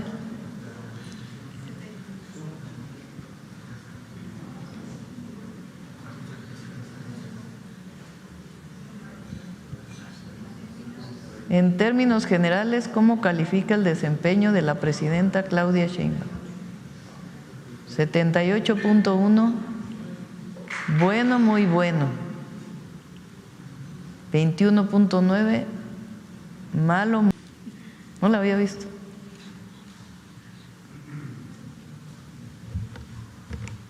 Pues le agradezco mucho, Presidenta, y cierra el cuestionamiento, dice, buen rumbo, 67.3% al final de la encuesta.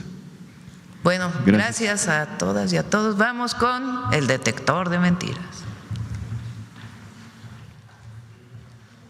Con su permiso, Presidenta. Buenos días a todas y todos. Medios de comunicación y comentaristas han arreciado la campaña de falsedades contra el Gobierno de México y el sistema de salud pública por el brote de sarampión y la vacunación. A pesar de que ya se han aplicado 16.2 millones de vacunas, hay disponibles 27 millones más de vacunas y existen 21,000 puntos de vacunación. Por otro lado, frente a la reforma que reduce la jornada laboral semanal de 48 a 40 horas, hay quienes difunden mentiras afirmando que se abaratan las horas extra o que incluso los trabajadores ganarán menos, pero la propia reforma establece que no puede haber reducción del salario. Veamos el video del detector de mentiras de esta semana.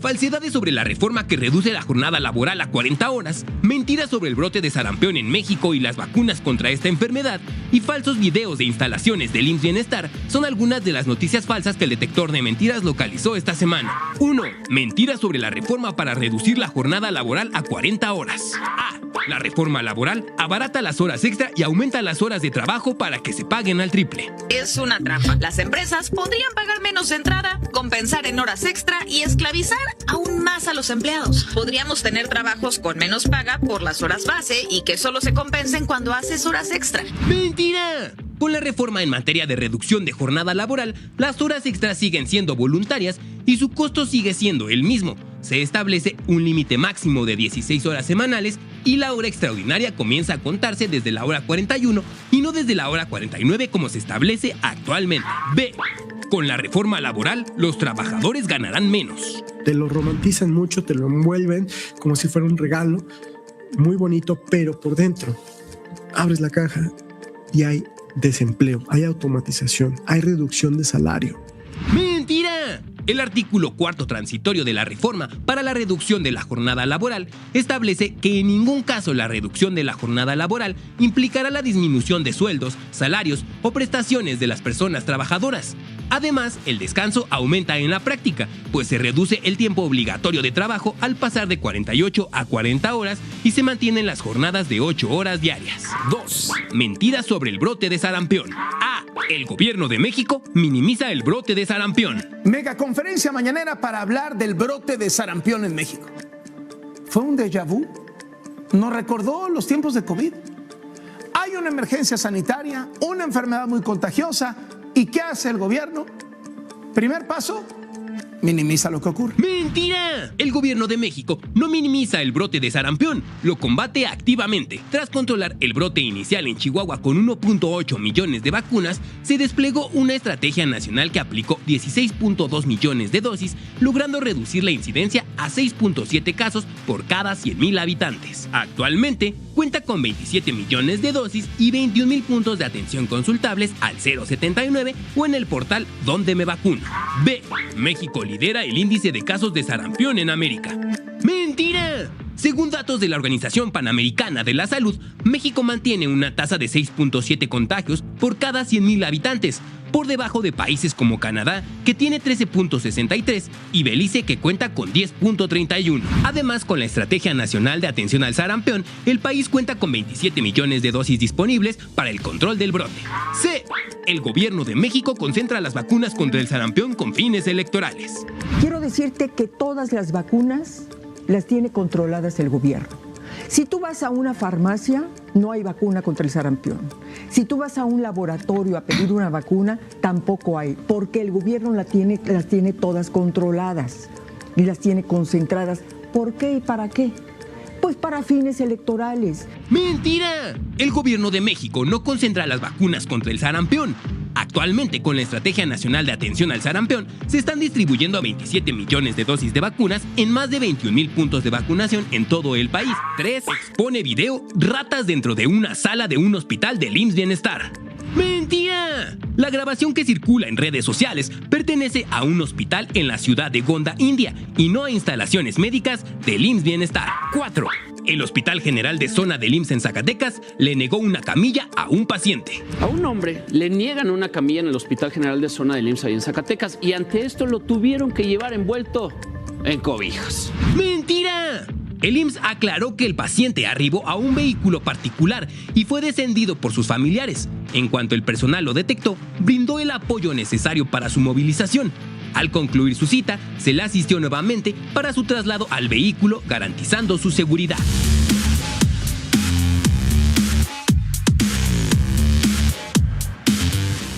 Gracias, presidenta.